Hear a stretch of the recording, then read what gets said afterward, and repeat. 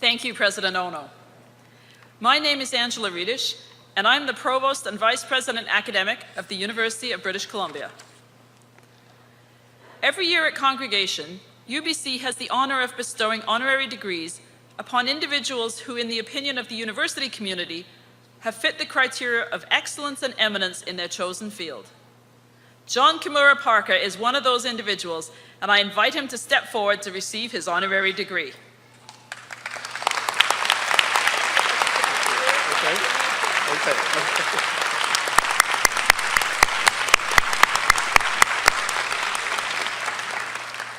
Mr. Vice Chancellor, JON Parker is an internationally acclaimed concert pianist and one of our country's most celebrated cultural ambassadors. Born and raised in Vancouver, Dr. Parker began his musical journey as a member of the Vancouver Youth Orchestra and as a student at the Vancouver Academy of Music. He also studied for 2 years at the UBC School of Music before completing his formal music education at the Juilliard School in New York with a Doctor of Musical Arts. He has performed with numerous other virtuoso artists and as a guest soloist with well-known orchestras in many of the world's great concert halls. His extraordinary versatility has also enabled him to publicly improvise with artists such as singer and actress Audra McDonald, vocal virtuoso Bobby McFerrin, and big band leader Doc Severinsen. More recently, he debuted his new project, Off the Score, a quintet with the Police drummer Stuart Copeland, featuring original compositions and fresh takes on the music of Ravel, Prokofiev, and Stravinsky. He's also a founding member of the highly acclaimed Montrose Trio. And as a member of the outreach project Piano Plus, he has toured remote areas including the Canadian Arctic. In 1995, he traveled to war-torn Bosnia to give 2 performances of Beethoven's Emperor Concerto with the Sarajevo Philharmonic.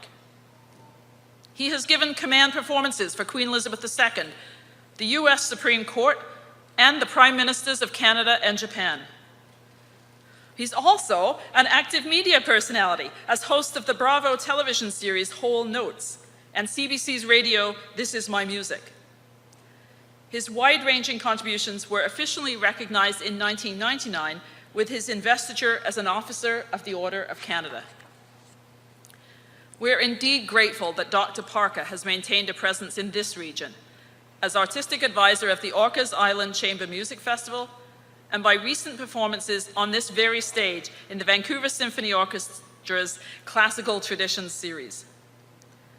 A committed educator, he has lectured extensively at leading US music schools and is currently professor of piano at the Shepherd School of Music at Rice University. Mr. Vice Chancellor, in recognition of artistry and achievements that have pushed the boundaries of conventional classical music, I ask you to confer the degree Doctor of Letters honoris causa upon JON Parker.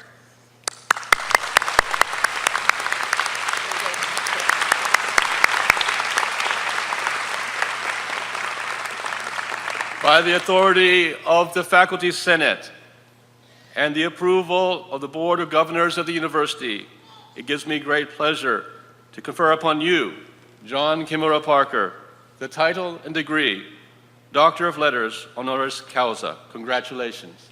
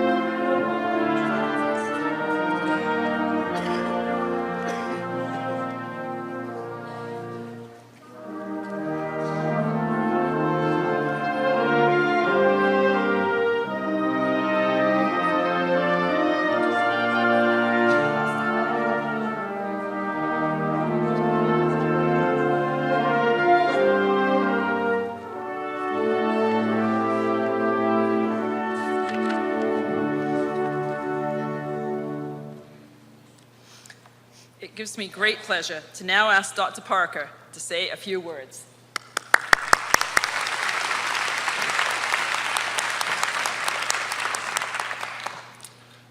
Mr. President, platform guests, faculty and staff, graduating class of 2017, families and friends.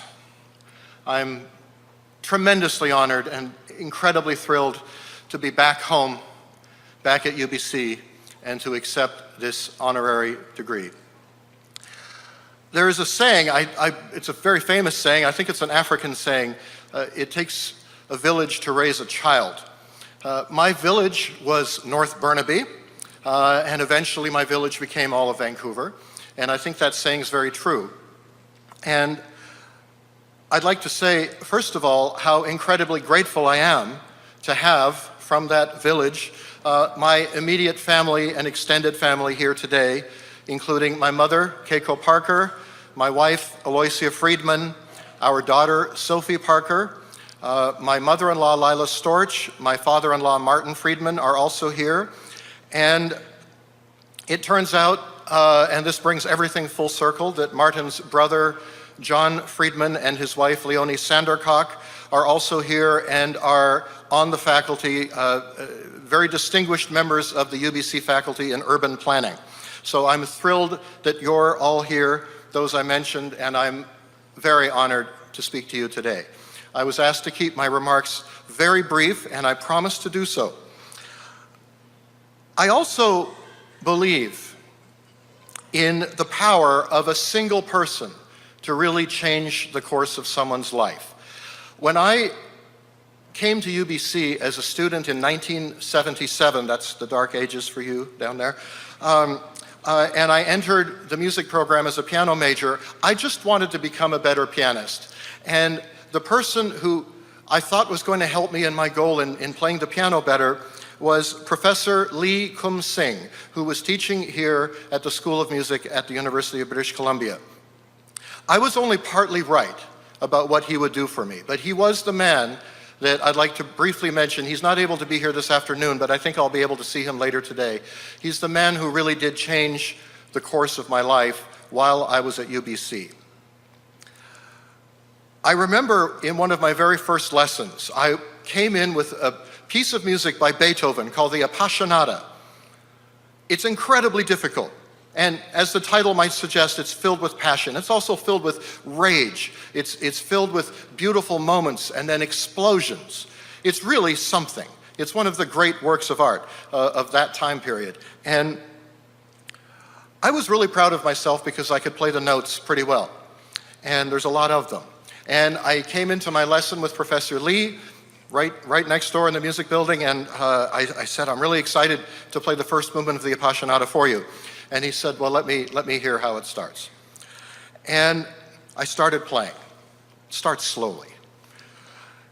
And I got about 10 seconds into it. And he said, before you go any further, let's talk about what that first line of music actually means. And I said, well, it's a C and an A flat and an F, and then there's an arpeggio, and I played it for him, and he said, no, let's talk about what it means. And that was the moment I realized this wasn't going to be an ordinary piano lesson. And it turned out, it turned out for me that this was the moment that really opened the doors. It opened doors of possibility. I felt that what Professor Lee was able to do was to take me from being a pretty talented pianist to understanding what it might be to be a good musician, maybe even to have a glimmer of what it might mean to be a real artist. And Professor Lee's actions matched his words. The very first year that I was here as a student, I was accepted into to perform live at an important piano competition in Canada-wide competition in Brandon, Manitoba, the Eckhart Grammaté competition for the performance of Canadian music. And I had worked very hard for this competition. Professor Lee, at his own expense, not just financial, but certainly of time, flew to Brandon. He flew to Winnipeg and drove himself to Brandon and gave me lessons between every one of the rounds that I had to play in that competition to make sure that I would really be at my very, very best. Now, those of you familiar with the Olympics and with the Stanley Cup playoffs might not think that sounds very unusual, but I assure you, the budget of the music world is a little smaller than the budget of the world of sports, and this was an incredibly unusual, spectacular personal gesture. I'd like to say a little bit about what I've learned about the meaning of music, and I heard mentioned some concerts I gave in 1995 in Sarajevo, and so I'll tell you very briefly. For me, that experience made me understand why I wanted to be in the arts. By the way, I totally get that I'm talking to a room full of unbelievably brilliant accountants, I think mostly. And I wasn't actually able to be here last week on the day that the music students were graduating, so you're stuck with me, okay? That's how this works. In 1995, the Bosnian War, which was a horrific one, came to an end officially with the signing of the Dayton Peace Treaty, which happened in the middle of December of that year of 1995. And the Sarajevo Philharmonic, which had not been able to give a concert for about 5 years, announced that they would like to give a New Year's Eve and a New Year's Day concert to celebrate the new peace in the region. Simultaneously, an American relief organization called AmeriCares, based in Connecticut, had been going to Bosnia 35 times during the war, delivering food, medicine, and clothing. And the president of AmeriCares called the Sarajevo Philharmonic and said, I would like, as a symbolic gesture, to airlift in, along with all the supplies, I'd like to airlift you a soloist to play the Beethoven Emperor Piano Concerto with you. And the Sarajevo Philharmonic staff said, that's incredibly nice, that's wonderful, that would be a perfect sort of international kind of way to celebrate this program. And who would that soloist be? And the president of AmeriCares says, I'll let you know as soon as I tell him. And I got a phone call later that day from a man I had only briefly met at a few concerts. He told me about the mission of AmeriCares. He was a man you really couldn't say no to. And about a week later, shortly after Christmas, I found myself on a C-130 transport jet, donning a flak jacket, landing in a city where I never had to show my passport in or out of a foreign country. It was a very surreal experience. And performing in a concert hall that had been damaged but not destroyed in the war. The heating wasn't working. It was very, very cold. And I remember the musicians in the orchestra wearing the kind of mittens where the tips of your fingers peek out so you can still play the violin. And we gave this concert under these extraordinary circumstances with all this hope in the air. And after the concert, a very elderly Bosnian woman came backstage and she wanted to talk to me. And we found the official translator for AmeriCares. And this lady came up to me, just tiny, looking up at me, and she said, she wanted me to know that during the slow movement of the concerto, when the music just goes very, very peaceful and very, very soft, she said, I suddenly realized that for the last couple of minutes, the war had gone out of my mind. And I looked at her and I thought, that's why I'm a musician. Because music does have that kind of power. And the arts have that kind of power. And there's an extraordinary feeling of humanity with everything in the arts. So I am now going to, in the most awkward and contrived possible way, make this relevant to the world of accounting. First of all, and this is a very important thing that you should know, there are operas, orchestras, recital series, chamber music festivals that all need brilliant people behind the scenes making things work. So just in case any of you are thinking about a career that might involve working for arts administration, you should know that even though it's called a nonprofit, you still get paid a salary.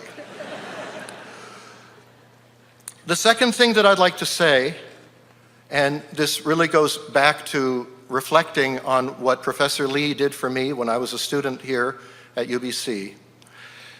think for a moment about the people who have had that kind of a profound effect on your lives. It could be one person, it could be several people. And you might, if it's recent, you might want to send them a thank you note.